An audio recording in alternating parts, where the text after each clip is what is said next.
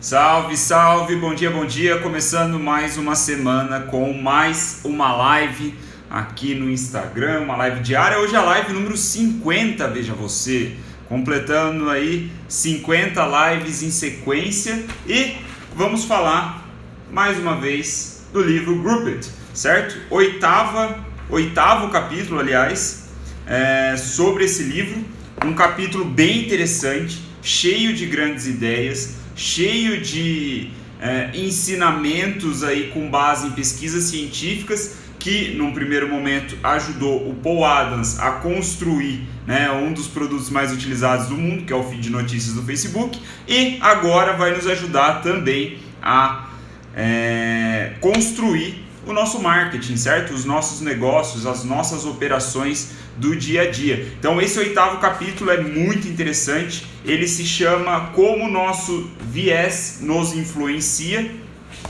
e é um capítulo tão interessante, cheio de grandes ideias, que eu resolvi dividir ele em dois. Nós vamos ver hoje um pouco, metade desse oitavo capítulo, e amanhã a gente vê a outra metade.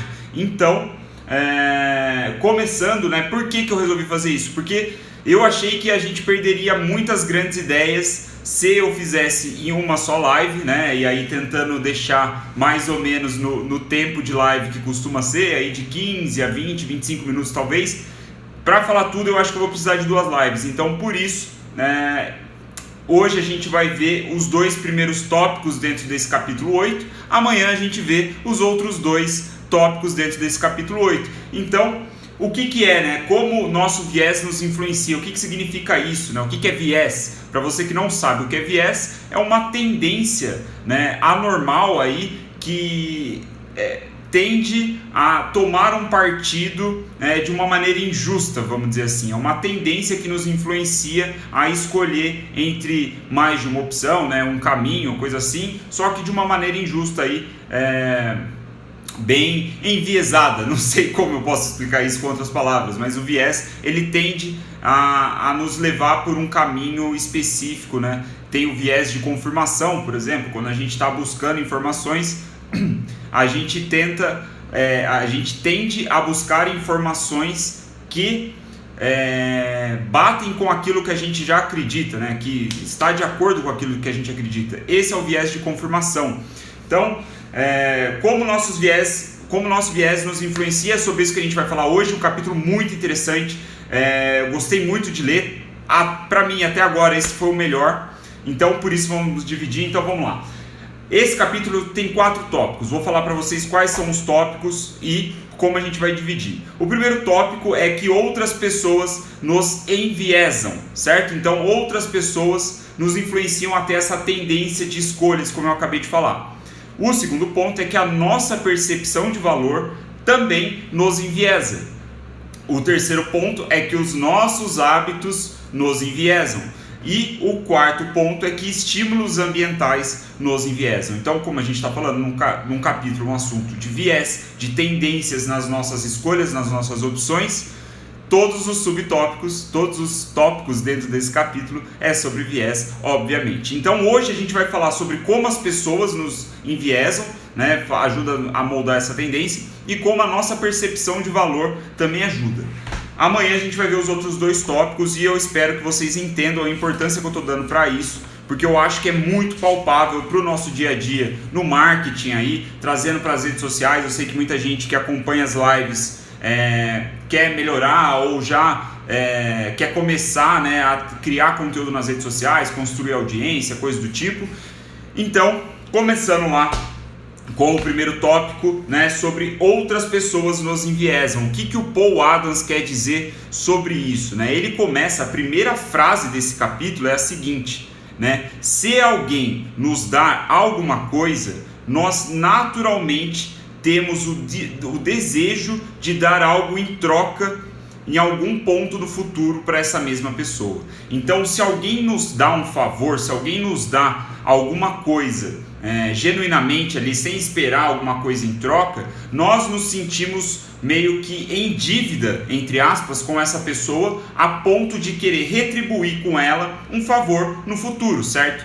E essa é a primeira frase, cara, é a primeira frase desse capítulo e molda toda a tese por trás do capítulo inteiro. Mas, principalmente, a relação, assim, não tem como não relacionar essa frase com a tese do Gary Vee, né? Quem me acompanha sabe que eu sou um seguidor há muito tempo do Gary Vee, adoro o trabalho dele, curto pra caralho o trabalho dele, e essa é a tese central, uma das teses centrais do Gary Vee, do modelo de geração de conteúdo dele, do modelo de geração de audiência. É você oferecer valor sem esperar porra nenhuma em troca. Então, as minhas lives aqui diárias, por exemplo, é um exemplo claro disso. Eu estou oferecendo valor genuíno, direto, gratuito para vocês todos os dias e não estou esperando nada em troca. O máximo, talvez, que eu espero, que eu peço, é que você mande a live para algum amigo seu e ajuda a live a atingir mais pessoas. E é só isso, né? Não estou pedindo o seu dinheiro.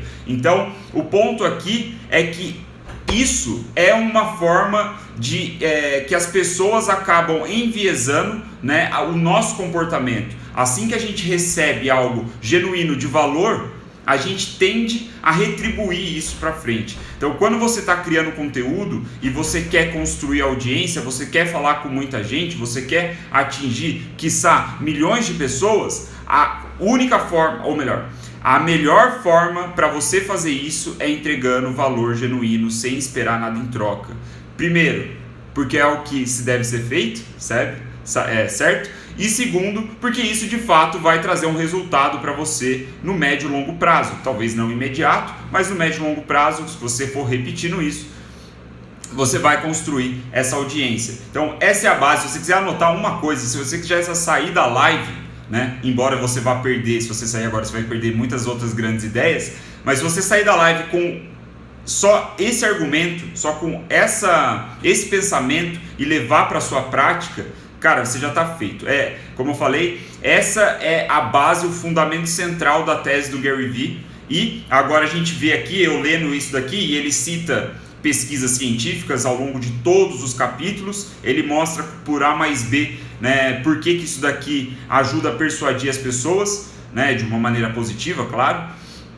Então não tinha como não citar o Gary Vee. Então a tese dele, né, para quem já conhece, fica a lembrança do jab, jab, jab, right hook, é exatamente isso daqui. Você entrega valor de graça, entrega valor de graça, entrega valor de graça, até que chega um momento onde você pede para a pessoa fazer uma ação ali, geralmente, né, o hook, o right hook, né, o gancho de direita, o cruzado de direita seria um pedido de compra, né? Você está ofertando alguma coisa para a pessoa, mas você já entregou tanta coisa para ela antes, né? Você já deu tanto conteúdo de graça, conteúdo de valor, ajudou a vida dela, que a venda não é algo ruim, assim, né? Você não se sente mal de oferecer alguma coisa, né? Ao mesmo tempo que a pessoa, ela se sente quase que obrigada a ir te ajudar e te comprar. E não é algo ruim, né? Porque você está sempre ofertando valor, você está sempre ajudando a vida dela. Então, é um modelo persuasivo e ao mesmo tempo é um modelo bastante elegante, na minha opinião, de se fazer marketing, né? Você entrega valor aí por muito tempo e se ela não quiser comprar também dane-se, né? Foda-se.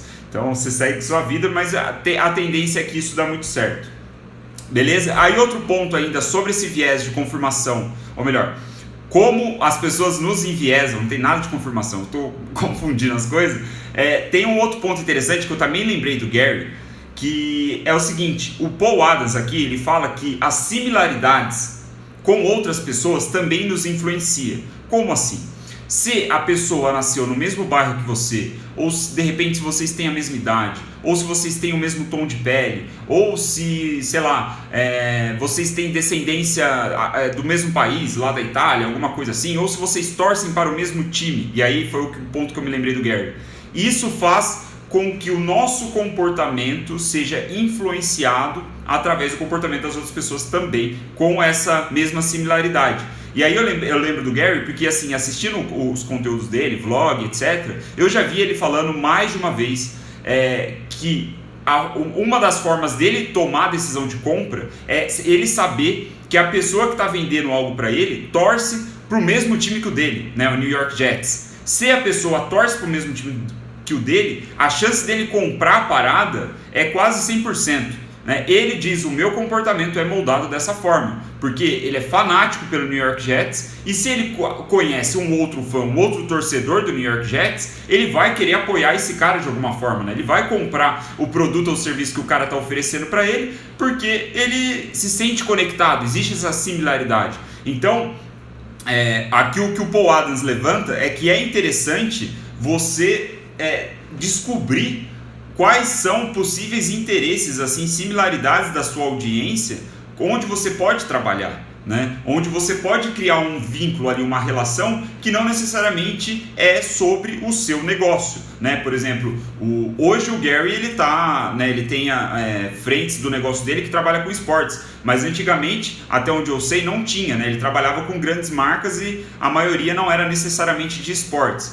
Então, o fato dele falar do New York Jets era um pouco disso, né? Então é aquela coisa, né? O futebol, trazendo pra gente, né? O futebol está tão inserido na realidade do brasileiro que é comum a gente brincar sobre essas coisas, e tem algumas vantagens aí psicológicas, vamos dizer assim, de você criar essas conexões, essas similaridades com outras pessoas, certo? Mas pra gente não ficar muito falando sobre o mesmo assunto, vamos avançando. Aqui uma outra coisa legal que eu anotei, é foda, velho, tá cheio de grandes ideias. Esse capítulo é muito bom, recomendo aí pra quem tá assistindo a live, pra quem já tá acompanhando, né, vai acompanhar depois por áudio e tal, compra esse livro, é um excelente livro pra você ter como referência, ter no seu escritório, assim, se você trabalha com marketing, com rede social, enfim, business, é um ótimo livro. E esse terceiro ponto sobre o fato de que outras pessoas nos enviesam é o seguinte: nós mantemos consistência em atos que outras pessoas nos viram fazendo. Qual é a ideia? A ideia é que nós tendemos a ficar com uma decisão, a partir do momento que a gente tomou uma decisão e tornou ela pública principalmente, a tendência é que a gente não mude de opinião sobre isso, né? A gente não desfaça essa decisão, a gente não se arrependa dela. A gente vai ficar continuando com ela, mesmo que existirem evidências provando que a gente está errado ou alguma coisa do tipo. E aí veio, isso bateu de frente comigo, né? Porque as lives que eu fiz aqui, e até alguns amigos já sabem disso, compartilhei com alguns amigos pessoalmente, que eu falei o seguinte: a partir do momento que eu me comprometi publicamente que eu ia fazer lives diárias, né? Eu joguei no Facebook, fiz uma live aqui no Instagram falando, a chance de eu falhar, reduziu a quase zero, sabe? Só pelo fato de eu me comprometer publicamente e começar a fazer as lives, claro, eu já percebi, assim, algo dentro de mim me fez perceber que, é impossível eu parar de fazer live, é impossível eu falhar um dia, né? Eu posso de repente fazer em outro horário, né, uma circunstância diferente, mas eu vou fazer todo dia porque eu me comprometi publicamente. Outras pessoas já me viram fazendo as lives todos os dias, né, viram o meu compromisso, e isso faz com que eu continue, né? E aí o que ele traz é exatamente isso, eu achei muito interessante, né? E aqui o ponto é justamente outras pessoas olhando pra gente, né? Outras pessoas percebendo as nossas ações, assim, percebendo a nossa decisão e como isso nos influencia, só pelo fato de ter outras pessoas observando. É bizarro, mas funciona. Então, até fica a dica pra você: se você quer iniciar um projeto e não está conseguindo, comprometa-se publicamente, comece a fazer o projeto e você vai ver que a chance de você desistir cai aí para quase zero. Digo isso por experiência própria. Essas lives são fruto desse argumento aqui que o Paul Adams traz no livro. Interessante ou não? Eu achei foda.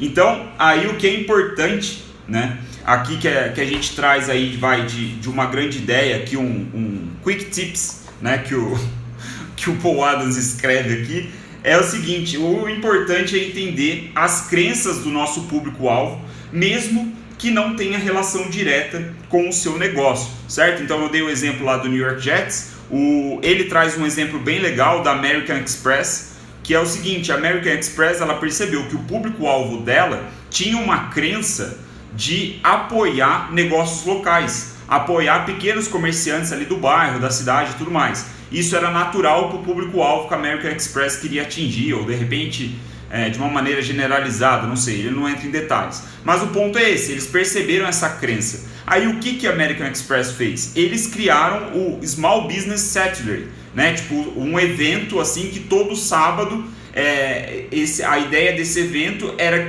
incentivar que as pessoas comprassem de pequenos negócios, de negócios locais. E olha para você ver que interessante, né? Eles criaram um evento para promover uma crença que já existia no público-alvo, né? Era uma similaridade ali que, claro, fazia sentido com a American Express, porque eles, né, é um cartão de crédito, é transações ali de compra e venda e tal, então faz sentido. Mas eles se basearam no público-alvo, em uma crença, em algo que o público-alvo acreditava. E isso é fantástico, né? Eles usaram isso para promover a parada e fez com que a campanha no Facebook, aqui ele diz que a campanha no Facebook motivou sei lá quantas pessoas, em poucas semanas, em poucas semanas mais de 1 milhão de pessoas ajudaram essa causa, né? Então isso também, entender essas crenças são importantes justamente para promover engajamento nas redes sociais, né? Mas aí, seguindo então para o segundo tópico desse capítulo, certo? A gente viu o primeiro agora, que outras pessoas nos enviesam, então a gente viu essas frentes onde isso acontece, e agora o segundo tópico é a nossa percepção de valor também nos enviesa, né? Como assim? Aqui ele traz vários estudos, muito interessante por sinal, um deles que eu vou trazer, talvez alguns já conheçam, que é o seguinte: nós queremos mais informações e mais opções do que nós realmente podemos processar. Lembra que nas lives anteriores a gente falou sobre o nosso cérebro, que o cérebro consciente ele não é capaz de processar muita informação, quem processa é o subconsciente, e entra um pouco nessa ideia, né? Nós tendemos a querer muitas informações, né? A gente quer muitas opções, a gente quer avaliar um monte de coisa, quando na verdade a gente não consegue suportar essa abundância de informação para tomar uma decisão. Por exemplo, comprei recentemente um novo notebook.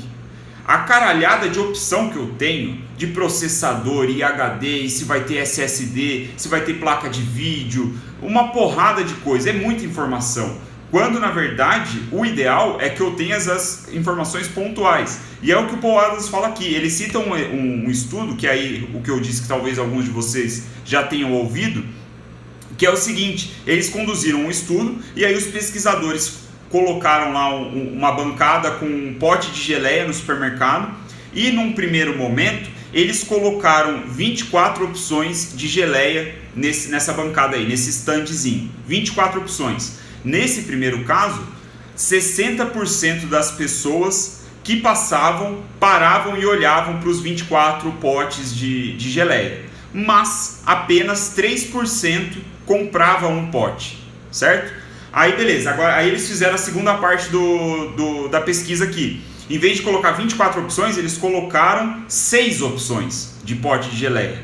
Dessas 6 opções, fizeram que apenas 40 pessoas parassem e olhassem, né? No primeiro caso, 60% fez isso. Dessa segunda vez, 40%. Mas, em vez de ter uma conversão de 3%, eles tiveram uma conversão de 30%.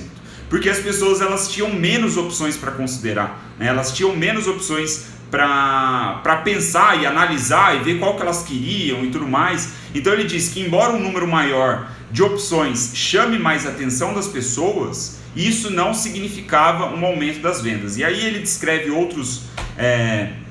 outros estudos aqui interessantes, mas o ponto é que possivelmente, não é uma regra, mas possivelmente, às vezes faz sentido você oferecer menos produtos, menos serviços, né? Para aumentar a sua conversão. Aí ele cita o caso da P&G e tal, que é bem interessante, mas o ponto é que às vezes você está dando muitas opções para o seu cliente, para o seu leitor, para o seu prospecto, sei lá. Às vezes, se você reduzir, pode ajudar com que ele tome a decisão que você está esperando. Beleza? E aí a gente vai para o próximo, já finalizando a nossa live, a gente vai para o próximo tema aqui dentro desse segundo subtópico, que é que nós nos preocupamos demais em perder o que queremos. Isso também é um negócio interessante que enviesa, né, as nossas atitudes, aí, as nossas escolhas. As pessoas fazem mais para não perder do que para ganhar, né? Aí quem já estudou finanças e tal, finanças comportamental, nem sei se existe esse termo, acho que existe. Enfim, tem os estudos que diz que a gente tem muito mais medo de perder R$100 do que a gente, né, do que a vontade de fazer algo para ganhar R$100, né? O medo da perda ele é muito maior do que a possibilidade de ganho, sendo aí de mesmo valor ou de valor parecido. Então ele diz que essa tendência explica, né, porque o que eu anotei aqui? Porque responder... Ah, sim. Essa tendência explica por que a gente responde tão bem a coisas de graça. Isso é muito interessante, né? Com a web, né, com esse conteúdo gratuito, lá no começo da live que eu falei de entregar conteúdo gratuitamente, ajudar outras pessoas sem esperar algo em troca, agir como um bom cristão, certo?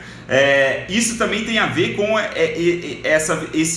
essa característica de que nós temos medo de perder. Porque quando a gente oferece um conteúdo gratuito, e aí você vê a ascensão de e-books e uma porrada de coisa gratuita assim, que quer seu e-mail, é porque isso elimina praticamente ao zero, aí, elimina quase completamente a chance de você perder alguma coisa, certo? Quando a gente oferece algo gratuito para um público que não nos conhece, eles percebem isso com um risco quase zero, né? Tipo, eu não tenho risco nenhum de baixar esse e-book aqui, de me inscrever numa aula ao vivo, aqui num webinário de graça, né? Eu vou dar meu e-mail, o máximo que vai acontecer é o Zé Ruela me encher de spam, mas tá bom. Então, essa característica é muito interessante e explica o porquê que as coisas gratuitas na internet, principalmente, elas chamam tanto atenção, né? Então, é algo que, né, se você ainda não está fazendo conteúdo gratuito em escala, né, você deveria reconsiderar isso, né? A menos que você, sei lá, venda tijolo. Aí é foda fazer conteúdo gratuito em escala, mas um pouco de conteúdo gratuito pelo menos você deve fazer. Enfim, essa foi a tendência, né, sobre nós nos preocuparmos muito em não perder. E aí a gente também chega na última, que é nós superestimamos ganhos imediatos. Isso é bem interessante, né? Até numa cópia aí, num post que eu fiz no meu perfil, se você não viu, entra no meu perfil, que você vai ver o último post lá do aviãozinho. E eu dou uma cópia ali, uma estrutura de texto para você atrair novos leitores ou atrair mais leitores nas redes sociais. Eu te dou um modelinho, falo como você deve começar, como você deve desenvolver e como você deve fechar. E um dos pontos que eu coloco é justamente esse ganho imediato, né? Porque você vai estar fazendo uma promessa grande ali para o seu leitor no começo do texto.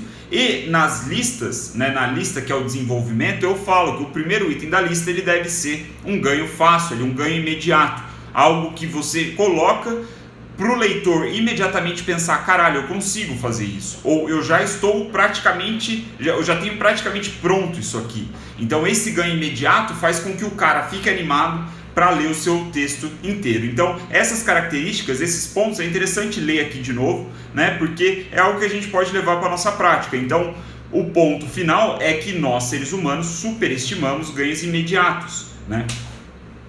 Até eu anotei uma outra coisa aqui, que o fato de superestimar ganhos imediatos faz até com que a gente desconsidere se a gente vai perder ou ganhar no futuro próximo, né? O fato da gente ganhar imediatamente é muito legal. E aí tem um exemplo fácil de ver assim, em muitos desses lançamentos aí que segue o Fórmula e tudo mais, que a galera usa é o seguinte, eles dão assim que abre o carrinho, eles dão uma possibilidade de compra pro cara, que ele fala o seguinte, se você comprar nas primeiras 5 horas, você ganha 3 horas de consultoria comigo. Né? Não vai mudar o preço do produto, você vai receber aí o meu curso, alguma coisa assim, e além disso você ganha 3 horas de consultoria. Então essa sensação de ganho imediato, né, da possibilidade do cara trabalhar com a urgência, ele trabalhar com a escassez, faz com que as pessoas ajam, né?